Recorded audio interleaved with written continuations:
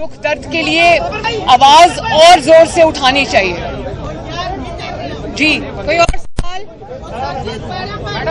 आपने अंदर कहा है कि जिस एक्सटेंशन में पहले मुस्लिम लीग को वोट दिया दे चुकी हैं जवाब। मैं इसका जवाब दे चुकी हूँ। जी, और कोई सवाल आपने करना है? जी, सवाल करना है? जी, तो सवाल खत्म।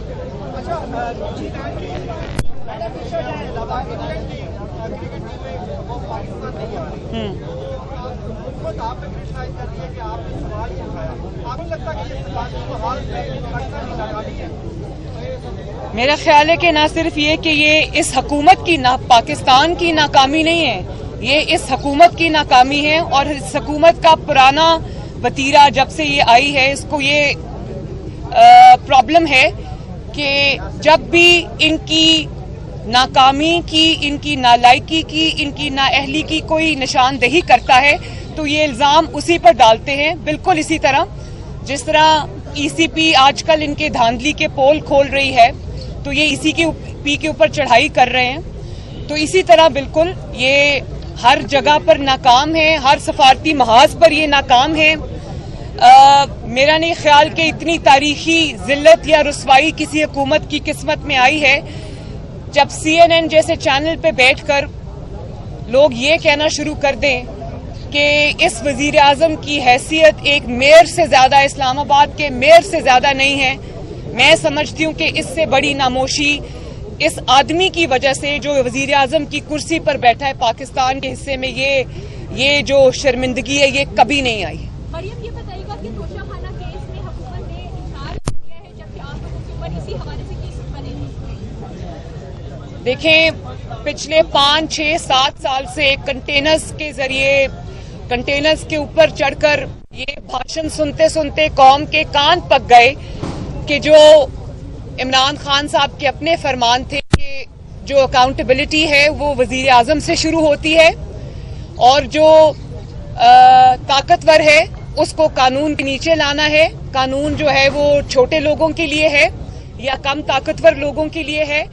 और हजरत उमर की मिसालें दिया करते थे कि उनका एक कुर्ता था, उसके बारे में भी सवाल हुए। और जब अपनी चोरी की बात आई तो आराम से ये कह दिया कि मैं हिसाब नहीं दूंगा। ये आपने किस तरह कह दिया? ये आपका जाती माल तो नहीं है, ना आपका खानदानी माल है, ये पाकिस्तान की अमानत है।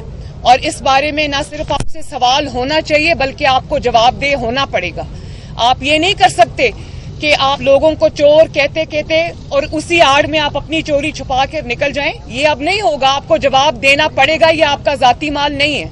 मैडम, ये भी डॉलर और पेट्रोल इस तारीख की बुलंद सतह पे महंगाई की वजह से आवाम परेशान है। क्या मुस्लिम लीग अपोजिशन कोई प्लान रखती है महंगाई के खिलाफ ही मुहिम चलाने की? क्योंकि माजी में जब इमरान खान अपोजिशन में थे तो हर दूसरे दिन को कॉल दे देते थे महंगाई। देखिए, इमरान खान साहब की जहां तक बात है तो उन्होंने पिछले 5-7 साल में जो किया है वो उनके अपने आगे आया है। वो कहते थे कि जब पेट्रोल महंगा होता है तो वजीर आजम चोर होता है, जब डीजल महंगा होता है तो वजीर आजम चोर होता है, जब आटा महंगा होता है, चीनी महंगी होती है तो वजीर आजम चोर होता है। तो इस लिहाज से इमरान खान साहब पाकिस्तान के पहले और अब ये जो दूसरों को चोर चोर चोर कहते हैं उनकी अपनी कलेक्शन कौम के सामने खुल गई है। और हुकूमत की छतरी जब बंद होने लगती है, जब आपका लगता है तो बहुत चीजें जो है वो अय्याह होने लगती हैं। आपकी ताकत है वो खत्म हो जाती है, चीजें सामने आएंगी। नहीं दूंगा, ये आपके जाती मसाइल, कौम का पैसा है जिसका एक एक पाई का हिसाब आपको देना पड़ेगा। मैडम, ये बताएं कि एक minute madam, Nawaz Sharif London में मौजूद हैं, उनके कोरोना वैक्सीनेशन का के पोर्टल पर भी दर्ज है। जी, मैं इसका सवाल का जवाब दे दूं। मैंने भी ये तशवीश हुई, खबर तो बड़ी मजे का, मुझे ये तशवीश कि अगर ये आपका सिस्टम है, इस तरह से वो राज کیا جا رہا ہے جعلی طریقے سے، تو پھر یہ ایک اور جو ناموشی ہے انٹرنیشنل وہ پاکستان کے حصے میں ان کی نااہلی کی وجہ سے آئے گی. اس کا انٹرنیشنل ریئیکشن آ سکتا ہے. میں اس بارے میں مجھے تشویش ہے. 2018 کا الیکشن ہر اس حکومت کی ہر چیز کی طرح ان کی یہ جو ویکسینیشن کا ریکارڈ ہے اور ویکسینیشن کا اندراج ہے وہ بھی جعلی ہے. 2018 کا الیکشن آپ نے لیڈ کیا، ایک بڑے تھانے کے سربراہ کو ایکسٹینشن دی گئی، آپ کی پارٹی نے ووٹ کیا، میڈم اس الیکشن کو لیڈ بھی کیا. میں نے اس بات کمنٹس نہیں کیے. میرا جواب ان کے پاس ہے، اگر آپ نے نہیں سنا تو ان سے پوچھ لیں. جی آپ ایک منٹ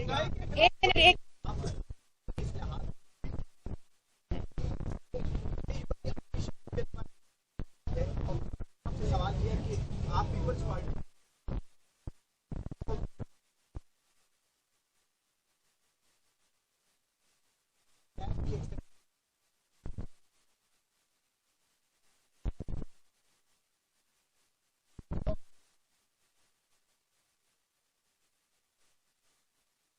غیر مؤثر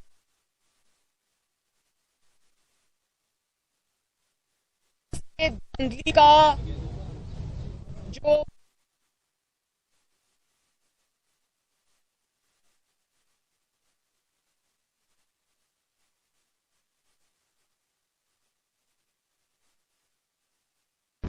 اپنے اختیارات سے جو مینڈیٹ پہ ڈاکہ ڈالتے ہیں، جن کے اندر یہ ہمت اور حوصلہ ہے کہ وہ عوام کے فیصلے کو پاؤں تلے رون کے نکل جاتے ہیں.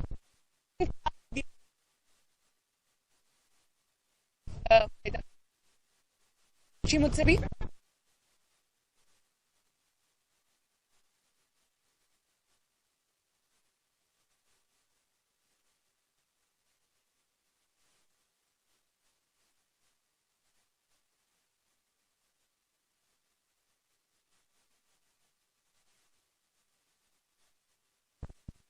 ان کی بیانیے کے ساتھ وہ کھڑے ہوئے ہیں، لیکن اگر ان کو یہ شو کاز نوٹس ملا ہے تو وہ جواب انہیں دے دیں گے.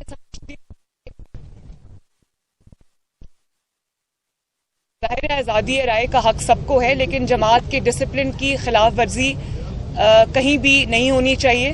لیکن میں یہ سمجھتی ہوں کہ جاوید لطیف صاحب ایک نواز شریف کے سچے سپاہی ہیں، ان کے نیریٹو کے علم بردار ہیں، لیکن کسی بھی طرح اگر کوئی ان سے کوئی ایسی بات ہو گئی ہے جو ڈسپلن کی خلاف ورزی میں آتی ہے تو وہ ابھی اپنا جواب جمع کرا دیں گے، ہم اس میں پڑھ لیں گے کہ اس کی کیا وجوہات ہیں. جی الیکشن کمیشن کے اوپر جو حال ہی میں عمران جماعت کی طرف سے حملے ہوئے ہیں اور الیکشن کمیشن نے اس کا نوٹس بھی دیا ہے.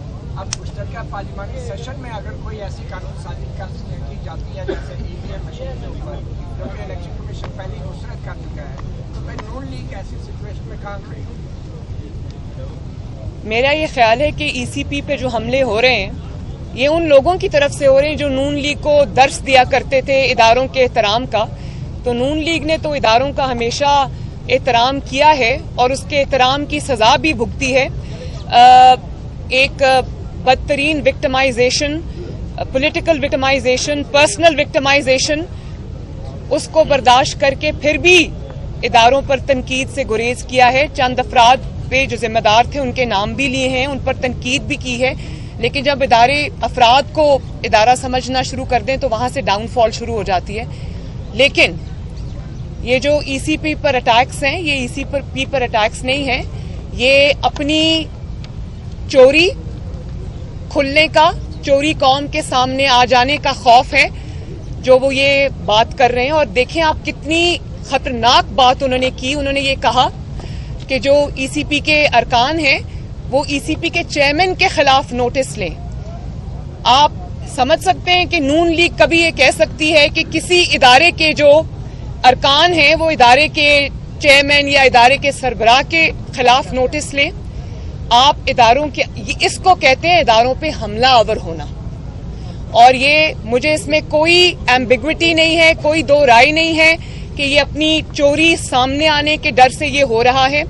جہاں تک آپ نے، اور دیکھیں ابھی جو ای سی پی کی رپورٹ سامنے آئی ہے کہ آئی تھنک 21 में या 20 में वो इलेक्शन हुआ था KPK का, जहां पे JUIF की सीट थी जिसको PTI जीत गई।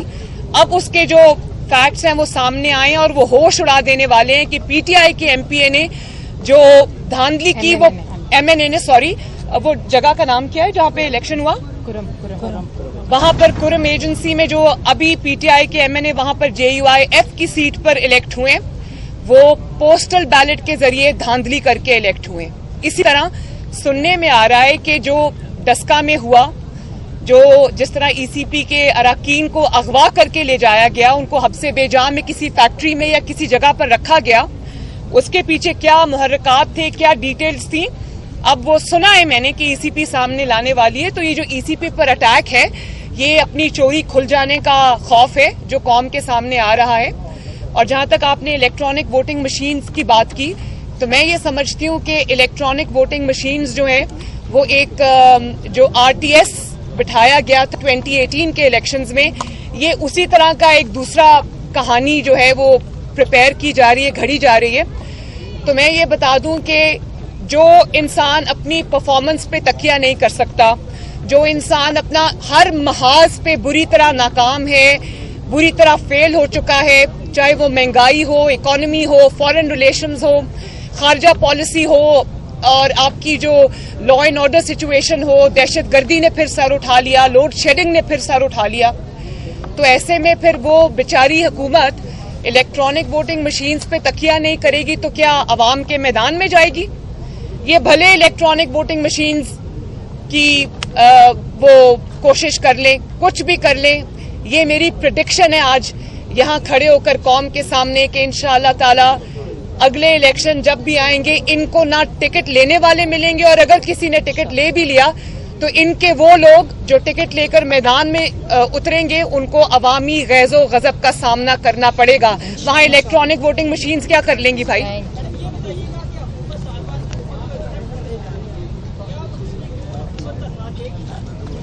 मैं ये समझती हूँ कि मैंने पहले भी ये बात पिछली अपनी प्रेस टॉक में भी कही थी कि अफगानिस्तान के अवाम, अफगानिस्तान एक सॉवरेन कंट्री है और उसके जो अवाम हैं उनकी ख्वाहिशात का, उनके फैसले का एहतराम हम सबको करना चाहिए। पाकिस्तान की जिम्मेदारी इसलिए ज्यादा है क्योंकि पाकिस्तान नेबर है, क्लोजेस्ट, और जुड़ा हुआ है अफगानिस्तान के साथ हर लिहाज से। तो अफगानिस्तान में जो होता है उसका इम्पैक्ट पाकिस्तान में भी आता है, लेकिन उसकी आड़ में अफगानिस्तान के अंदरूनी मामलात को मैनिपुलेट करना, ये अपने सियासी फायदे के लिए, ये किसी तरह भी मुनासिब नहीं है। अफगानिस्तान का फैसला अफगानिस्तान के अवाम पर छोड़ देना चाहिए। जो आपको करना चाहिए बतौर पाकिस्तान की हुकूमत या मुल्क के तौर पे, आपको सिर्फ ये करना चाहिए कि वो एक बहुत war ridden, war plague country है जो बहुत सालों से जो जुल्म और वॉर का निशाना बने हुए हैं, उनको रिहेबिलिटेट करने में, उनको दोबारा से आबाद करने में उनकी मदद करनी चाहिए। उनके सियासी मामलात में, उनके अंदरूनी मामलात में किसी को मुदाखलत का कोई हक नहीं है। पाकिस्तान को इससे दूर रहना चाहिए। थैंक यू जी, थैंक यू वेरी मच।